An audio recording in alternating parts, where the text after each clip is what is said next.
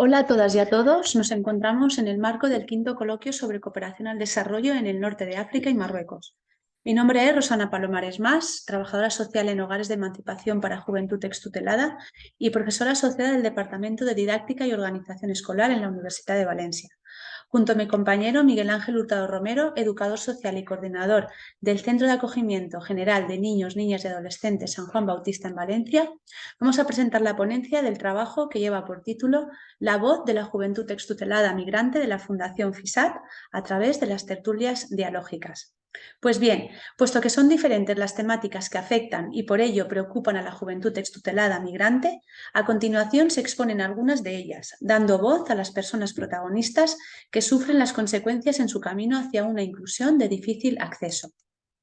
En la actualidad nos enfrentamos a un ruido mediático que reacciona más a los debates políticos que a las cuestiones sociales reales, como el creciente número de niños, niñas y adolescentes, en adelante NNA, bajo el acogimiento de la Administración Pública Española, incluyendo los educativos, que pueden servir como creadores de un futuro mejor.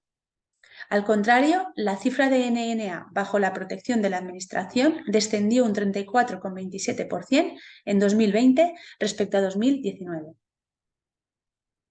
Se confirma que un aumento progresivo del número de informaciones difundidas por la prensa española sobre NNA que migran solas a España entre 2017 y 2019.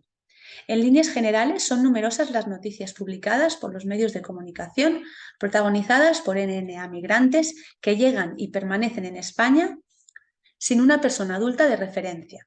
En este sentido, resulta muy polémico el cartel introducido por la formación política Vox en la agenda de las elecciones madrileñas.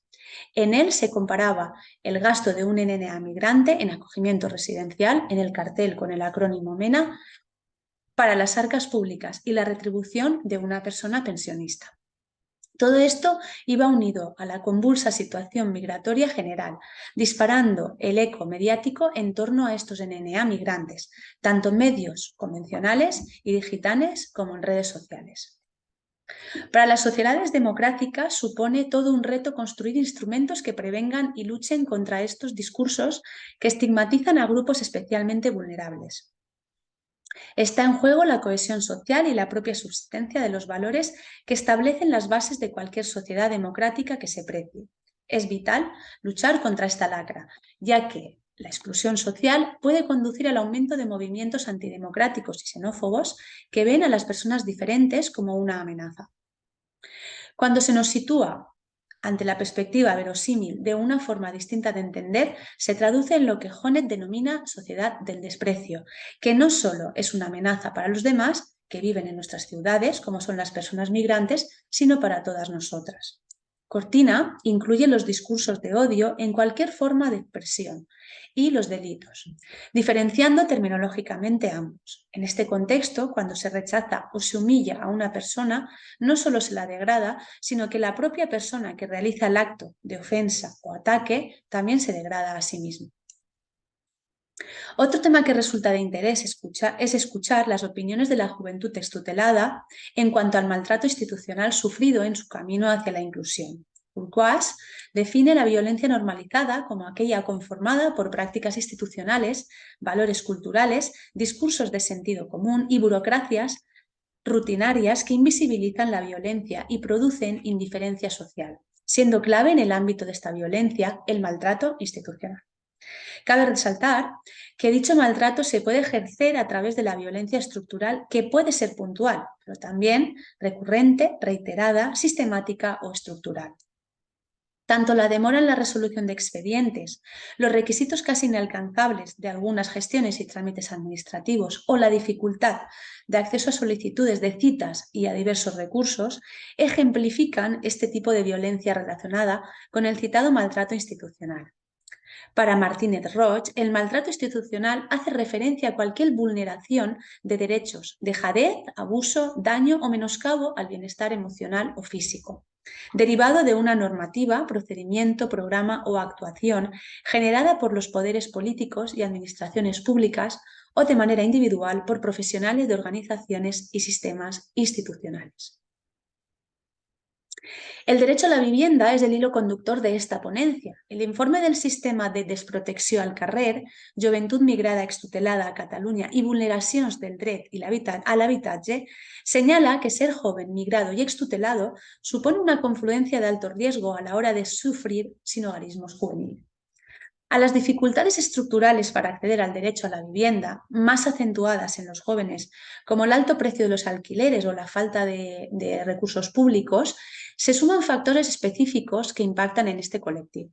El racismo es uno fundamental, que atraviesa toda su experiencia, desde los obstáculos que crea la ley de extranjería hasta la discriminación practicada por las inmobiliarias. Así, incluso en los casos que pueden considerarse de éxito, son pocos los jóvenes emigrados solos que, a pesar de tener papeles y trabajo, encuentran una habitación por su cuenta. Las personas entrevistadas para el estudio afirman que el peso del estigma lo dificulta enormemente. Tal y como se ha expuesto con anterioridad, el auge de los discursos de odio y la xenofobia, sumado al racismo institucional, vulnerabiliza al colectivo. La segregación residencial, el racismo inmobiliario y los precios de alquiler se describen como tres problemas específicos al que se enfrentan al encontrar una alternativa habitacional. Los alquileres han ido en constante aumento en los últimos años. No disponer de lugar alguno para vivir implica una precariedad que afecta el acceso al trabajo, la educación y otros derechos civiles y políticos, pero sobre todo impide construir un proyecto de vida digna.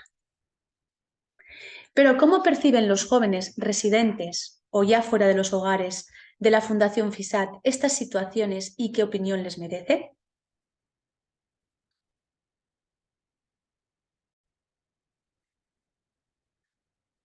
Pues bien, las tertulias dialógicas con esta juventud constituyen en todo momento el elemento esencial de este trabajo, al centrar nuestro interés en dialogar, compartir y contrastar opiniones sobre temas que, de un modo u otro, influyen en su inclusión en la sociedad de acogida y les hacen sentir más o menos ciudadanos.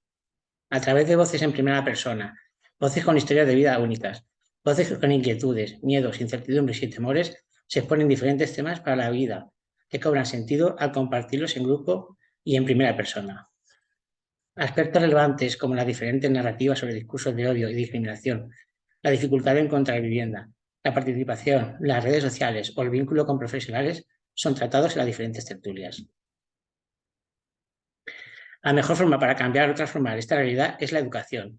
En nuestro caso, una de las acepciones que consideramos más idónea para esta transformación es el aprendizaje dialógico, base para la metodología que proponemos, las tertulias dialógicas.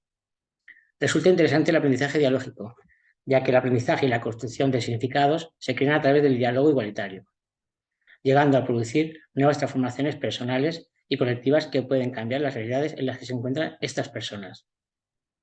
Bajo esta concepción de la educación, en todo momento se tienen en cuenta y se respetan las diferencias personales y se consideran muy importantes las interacciones entre estas, pues favorecen y potencian el aprendizaje y la transformación de los contextos en el que se encuentran hacia otros más democráticos e igualitarios. De este modo, destacamos los principios del aprendizaje dialógico como inspiradores del funcionamiento de las tertulias dialógicas, destacando, entre otros, la igualdad de diferencias, la solidaridad, el diálogo igualitario. Por lo tanto, las tertulias pedagógicas adquieren una gran importancia para la juventud atendida, pues pueden tratar temas importantes de su realidad y que influyen directamente en sus vidas. En espacios como los hogares de emancipación. Estos espacios les ofrecen confianza y seguridad, donde a través de la interacción y de la relación entre ellos serán capaces de mejorar y aprender a relacionarse a través de actos comunicativos dialógicos. Otro aspecto a destacar de las tertulias dialógicas es que pueden desarrollarse en cualquier contexto, como los hogares de emancipación, y se pueden inferir de un contexto a otro sin tener ningún problema de aplicación. Todo lo anteriormente expuesto lo vemos reflejado en la definición que realiza González Manzanero de las tertulias dialógicas, pues las define como espacios de reflexión intersubjetiva en los que cada participante establece relaciones con sus vivencias previas, conocimientos o emociones y las comparte y debate con el resto del grupo, a través de una situación interactiva basada en el diálogo igualitario. En este sentido, consideramos las tertulias dialógicas como una propuesta de intervención muy interesante para trabajar con estos jóvenes, ya que puede ser una experiencia educativa y de crecimiento personal, donde pueden crear nuevos conocimientos y a su vez ser una fuente de información personal y de otros contextos en los que se desenvuelven. En nuestro caso, la población participante en las tertulias pedagógicas fueron 6 jóvenes extutelados que habían sido residentes en 2 hogares de emancipación de la Fundación FISAL. Para acceder a ellos se tuvieron en cuenta su disponibilidad, la relación de estos con las educadoras y la facilidad de acceso y contacto con ellos. La metodología seguida se fundamenta en las características del grupo de jóvenes, en su disponibilidad, en el número de personas y la duración y frecuencia de las tertulias. De este modo, se formó un grupo heterogéneo de 6 jóvenes. Su participación fue voluntaria, previa petición personal para colaborar. La persona moderadora del grupo fue una educadora. El grupo se ha reunido en 3 ocasiones durante el mes de mayo, quedando pendiente otras 3 sesiones para los meses de junio y julio. La duración de las sesiones fue entre 60 y 75 minutos, excepto la primera que duró 90, ya que se les explicó el funcionamiento y las normas de las tertulias. Los textos utilizados fueron elegidos previamente por las educadoras responsables de dirigir las tertulias y facilitadas con tiempo suficiente para su lectura y comprensión previa. Además, los temas tratados en las tertulias han sido diversos, pero de interés para los jóvenes, como son el maltrato institucional, la vivienda y el ruido mediático. Durante las sesiones se trabajó a través del diálogo, el debate, las argumentaciones, los posicionamientos y sus defensas, el establecimiento de acuerdos, etc., siempre con el propósito del crecimiento personal y respeto hacia todas las personas participantes. Así pues, las tertulias han servido para crear un contexto de diálogo, reflexión y comprensión para los jóvenes participantes, donde se han construido nuevos contenidos y opiniones sobre los temas tratados, sirviéndoles como un nuevo enfoque sobre las problemáticas que les afecta.